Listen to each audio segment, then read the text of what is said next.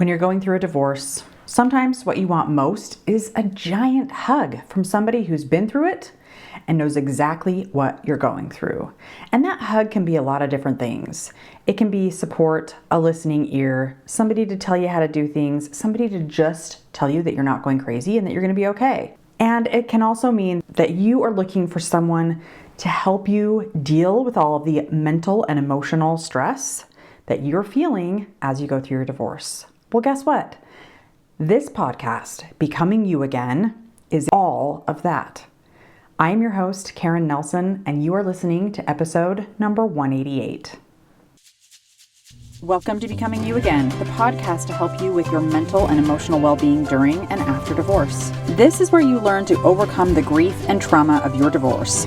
We're going to do that by reconnecting with yourself, creating lasting emotional resilience, and living a truly independent life so that your life can be even better than when you were married. I'm your host, Karen Nelson. Welcome back to the podcast, my lovely ladies.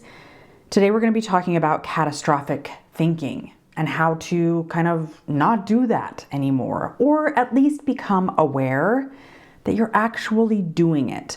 Another word for catastrophic thinking is like intrusive thoughts. Maybe if you go to therapy or you've had therapy in the past, your therapist said you have intrusive thoughts, or you've heard that before.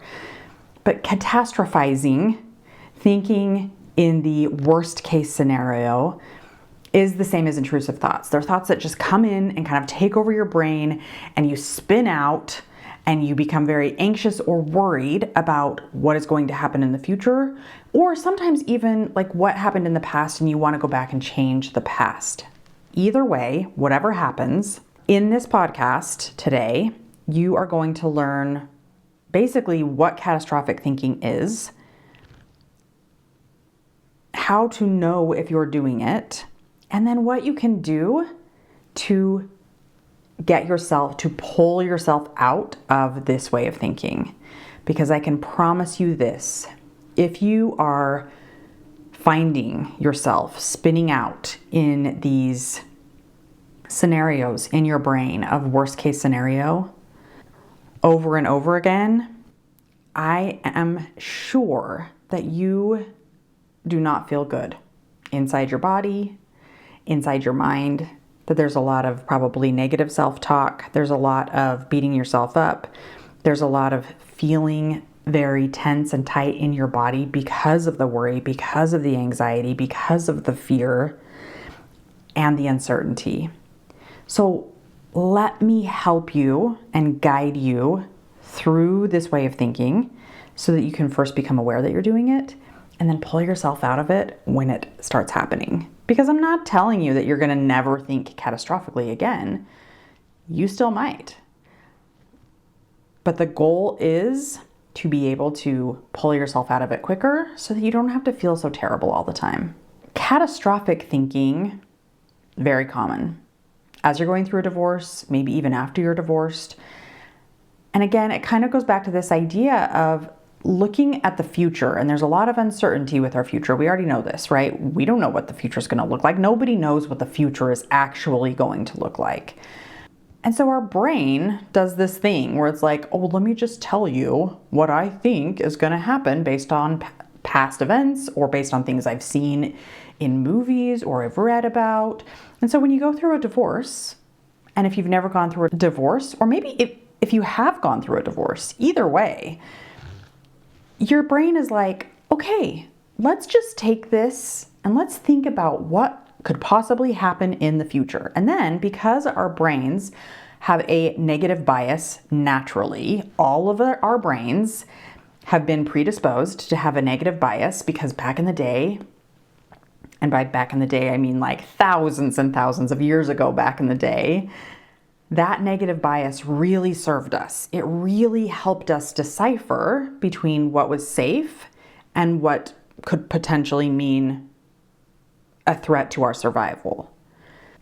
And so we were constantly scanning for the negative. Well, through evolution and time, that part of our brain has biologically been passed down in our DNA. So we still carry that part of our brain. It serves a purpose for us in certain moments. However, when we're just sitting around washing the dishes, and our brain goes to worst case scenario because it's scanning for the negative of what could possibly happen after the divorce or during the divorce proceedings. It's going to tell you a whole bunch of shit that you really have no idea is actually going to happen. And then you start to freak out. And then you start to believe that your life is ruined, that your kids' lives are ruined, they'll never be the same, that they'll never have a good relationship because of the example that you gave them, that you'll never financially be on a good footing again, whether you're the one who makes the money, whether you're the one who's getting alimony, whether you've worked outside of the home for a long time or haven't worked for years, doesn't matter. Our brain takes all of the bad things and builds them up and tells you that you're doomed. And it feels terrible. But I want you to understand one thing. It's not just divorce that our brain wants to catastrophize about. That just might be the main focus where your brain is going right now because that's what you're in. But our brain does this over all sorts of different things. And it's always over things that are out of our control. So things like sickness or death or accidents, weather events like hurricanes and tornadoes and really bad winter storms, war, political outcomes, like all sorts of different things. Our brain will go to the worst case scenario, and it causes so much fear and stress and anxiety in us that let's work on getting you out of this. So how do we know, first of all, if you are in catastrophic thinking, if you're catastrophizing, right? How do we know? Well, there's a couple of ways. First, I want you to pay attention to your body. Very often we first want to pay attention to our brain and our thoughts. However, sometimes we don't actually notice that we're having these thoughts. Sometimes we don't even know that they're happening because we're not aware that our brain is just constantly spitting out thoughts all the time. Most of the time, we're not even aware of our thoughts because if we were, we would be going literally crazy. We couldn't get anything done. But our brain is just feeding us these thoughts and they just come out of nowhere sometimes. And so sometimes we don't even realize what's happening. So the first thing I want you to do is start to pay attention to your body. And when you start to notice, I'm feeling very tense, I'm feeling tightness, I have feelings of constriction, I'm feeling worried, I'm feeling stressed, I'm feeling anxious, or you're having physical sensations like an increased heart rate is a very good indicator. Elevated body temperature, and you're not sick, right? Perspiration that just comes on out of nowhere. And listen, ladies, if you're going through perimenopause, I feel you. We're not talking about the hormonal changes because I very often have perspiration and elevated temperature change that just comes on out of nowhere. It just shows up. However, you just might have to decipher between, okay, is this my hormones or am I actually feeling tight and anxious somewhere in my body? And if so, why is that? Start to pay attention to your body and what it's telling you because our bodies are trying to tell us things all the time. And the more connected we are to our body, the better we are at healing. So you might notice like a tightness in your shoulders, or you might notice your shoulders kind of hiking up toward your ears. I do that when I am feeling nervous, when I'm feeling stressed. I can just like feel my shoulders raise up to my ears because I just keep all of the tightness in my shoulders and my neck. But a really good example of this is a few years ago, and this was after my divorce. This was about something else that was very stressful and a difficult thing that me and my family was going through. And we had a very difficult decision that we had to make, and I was so enveloped in catastrophic thinking. Anytime I would think about this decision and what the possible outcomes would be if I went one way or another way. And it felt so terrible. And anytime I would think in this way and I would find myself like with this cloud of intrusive thoughts in my head, I would get a red blotchy rash all over my chest. this has never happened before that, and this has never happened again. So I truly know that it was because the catastrophic thinking was taking me to the absolute depths of despair and sadness and grief and fear, that my body was having a reaction that it's never had before. So just start to notice your body and start to question, is this my hormones? Is this just regular everyday stress, or is it possibly something else? Because if you start to notice the changes in your body, the rise in your heart rate, the worry, the anxiety showing up in your gut, or whatever it is, right? Then you can start to notice what the thoughts are, where the thoughts are coming from, what they're telling you. You also might notice ruminating thoughts. Now, ruminating thoughts are thoughts that you just have over and over and over, and you just can't stop thinking about it, and you just spin, and you have one thought and it takes you to the next thought that kind of takes you deeper down the rabbit hole of despair and terror and fear, right? So you might notice ruminating thoughts coming up, and then you might notice those sensations in your body. Here's the thing about catastrophic thinking. It always, and I'm going to capitalize all of the letters in always because I really want to emphasize this for you. It always happens in your mind. It never, ever, ever happens in the present moment. And it will never happen in the present moment because it is actually always rooted in thoughts about a future outcome that is unknown, or trying to change something in the past that cannot be changed. Because we all know we can't change the past, right? How many of us wish we could sometimes? It might be nice, maybe. We cannot change the past. We have no idea what the future is. And so that those catastrophic thoughts take hold in the future or in the past. It never, ever happens when you are just present in the moment. And the thing about catastrophic thoughts is they feel very, very real, even though they're all happening in our head, right? Even though we're kind of just making up this story of what we think is going to happen, it feels so real. It feels like we just know, like this is the only thing that could possibly happen. And so we better worry about it because it's for sure going to happen, right? It feels very real. It's almost like this 3D thing going on in our brain and we just feel it, which is why we get that rush of adrenaline or fast heartbeat or anxiety or worry or tenseness in our bodies, because our brain is like, this is definitely happening. This is definitely going on. And it just like releases chemicals and sensations into our body and we feel it, and it feels very real. And it's in these moments where this is happening, where your brain is literally like, listen, it's like, it's really good at kind of playing a trick on you, but your brain doesn't know it's playing a trick on you, okay? I don't want you to blame your brain. Your brain is functioning properly. Remember, we're going back to that idea of like thousands of years ago, keeping you safe. Your brain is trying to keep you safe in a way. It's just doing it in a way that's not really serving you very good anymore.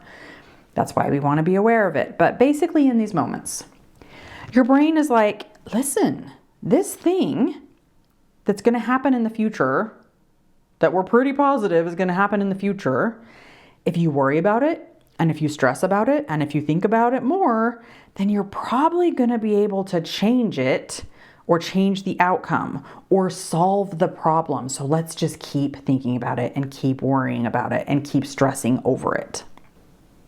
But you got to remember in those moments that that is a mind trick. Your brain it's kind of lying to you in those moments, if we want to just be real, because we have no control over these situations. We have no control over the future. We have no control, especially if it includes someone else.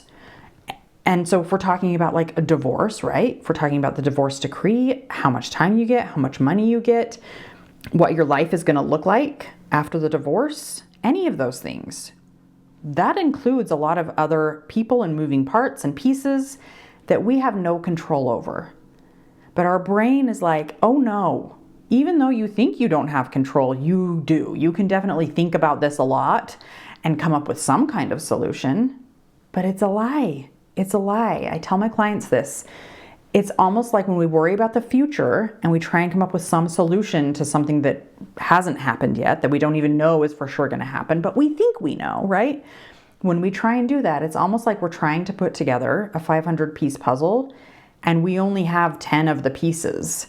And we're like, okay, where do these pieces fit? Let me try and put this together. However, we're missing like 95% of the pieces. So there's no way to solve that puzzle or solve that problem because we don't even know what the pieces are that go into it to be able to solve it. We can only actually solve for things that are happening right now. We can only actually feel and work through and process things that are happening right now. Because there is no amount of worry or stress or anxiety that you can do that will affect the outcomes of things that are out of your control. There just isn't.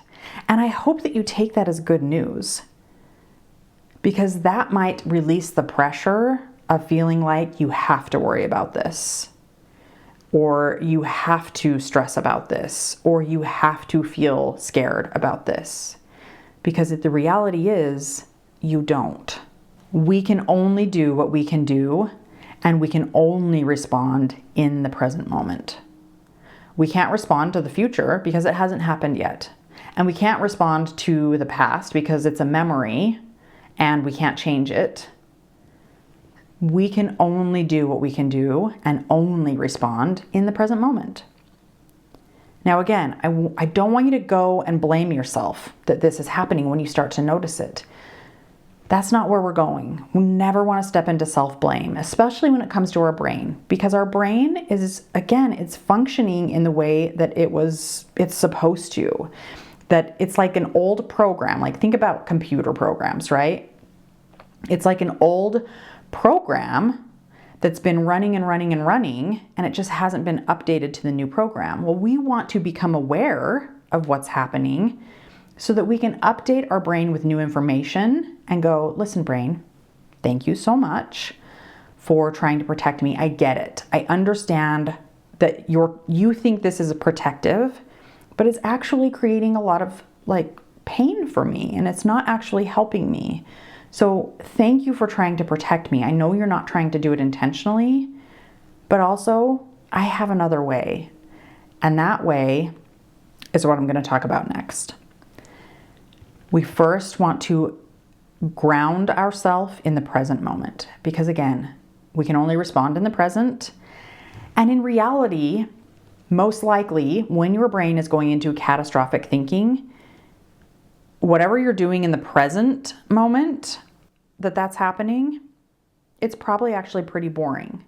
And so if you can come back to the present moment, like I'm listening to this podcast, I'm driving my kids to school, I'm washing the dishes, I'm driving to work, I'm sitting at my computer looking at the computer screen, like those are all pretty basic, boring, everyday things, right? Catastrophic thinking is like doom, death, fear, the worst, all of it's terrible. It feels like a scary movie, right? Or a dramatic or an action-packed movie that we watch because we at times enjoy those feelings and those emotions, but we also know when we're watching a movie that it's fake, that it's not actually going to happen. And so we want to be able to remember or realize when our brain is taking us to catastrophic thinking, that's also not real. And the way we do that is we bring it back to the present moment. So we want to turn to grounding exercises or somatic practices. Now, I talk about this a lot.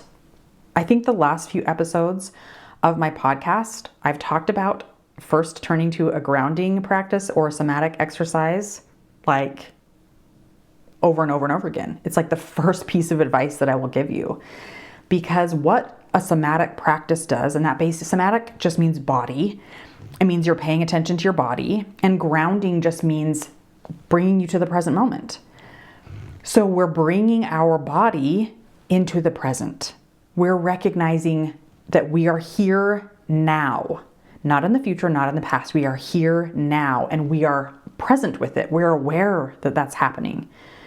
So bring yourself to the here and now, because that is where catastrophic thinking goes to die, basically. It's not going to happen in the here and now because it's boring here, right? So if I were going to just pull out a very quick, easy, bring myself to the present moment, start to notice things around you and start to name them. Oh, my computer screen is in front of me. I see words. There's a door to my right that's open. I see the staircase. The light is on in the kitchen. I can see it shining. My cat is behind me purring on the floor. Like, bring yourself to the present. Start to notice what's happening. That's going to pull you out of your brain. It's going to help realign your nervous system, which is what somatic practices do and grounding practices. We're going to realign our nervous system, get it more to a baseline, or at least to feel a little bit better. Take it a little bit out of that worry, that anxiety, that fight, flight, or freeze mode. And just breathe. Breathe through some of that fear and anxiety and let it go. Let it dissipate from you. Start to feel comfortable with being bored.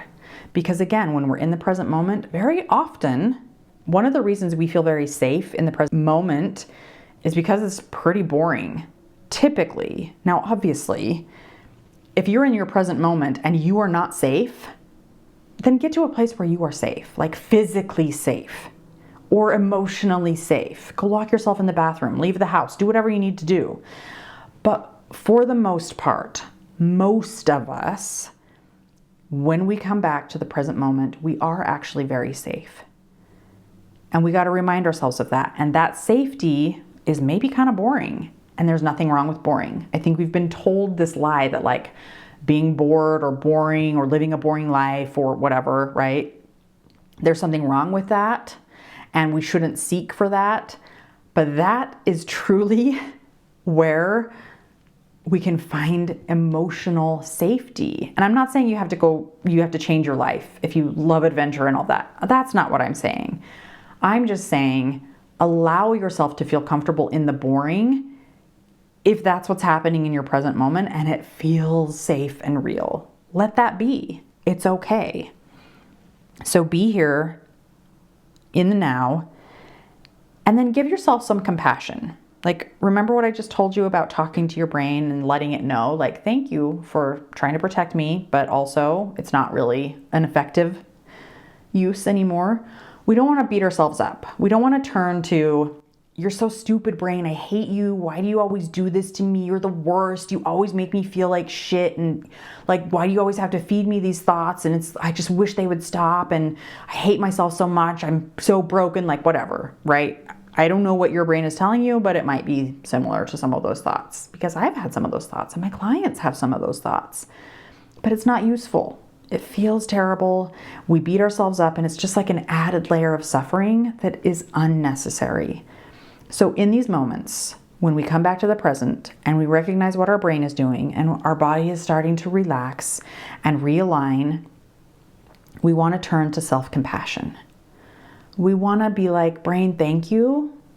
I actually do love you. You serve a very great purpose in my life, but the way you're doing it is not helpful. So I'm just going to breathe. I'm going to be present in this moment. And then I'm going to try some new thoughts. And you can try some kind of really neutral thoughts that are just maybe about the feelings, like the worry, the anxiety, the fear. You can just remind yourself, like, this feeling that I have right now, it's not a problem. Or it's okay for me to be feeling worry or anxiety or stress. My survival in this moment is not threatened. Or just remind yourself, like, this feeling that I have is being caused by those catastrophic thoughts, and I can change them at any time. Or nothing has gone wrong here because I know I'm safe in this moment. Or just remind yourself, like, this feeling and these thoughts are temporary. Anything like that. Or you can literally go to what it is that your mind is worried about and come up with some kind of neutral thought that gets you to feeling a little bit better about what the future holds. Because again, we don't know. So you could say something like, even though this future outcome feels very true, it's not an indication that it's actually true or that it's actually going to happen, or something else that comes to mind. But either way, to break this cycle of catastrophic thinking, we first have to be aware that it's happening. And one way to do that is to check in on our body. Another way to do that is to recognize when we have maybe ruminating thoughts and then pull ourselves out of it. We ground ourselves. We do a somatic practice. We get back to the here and now. We breathe. We allow the emotion to be there. And then we feed ourselves some new thoughts. This is how we get out of catastrophic thinking.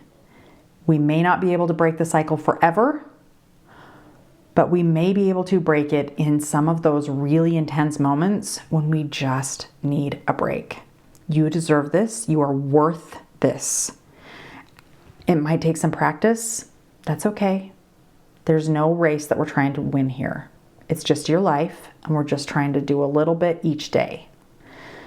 All right, my friends, I hope that this is helpful. I love you. If you are finding this podcast helpful, I would ask you to please, if you know somebody who needs to hear this stuff, whether they're going through a divorce, they've gone through a divorce, or maybe they're just really struggling with their own life in whatever way, and they just need that giant hug of guidance and love and support, text that person that you've got on your mind right now this episode.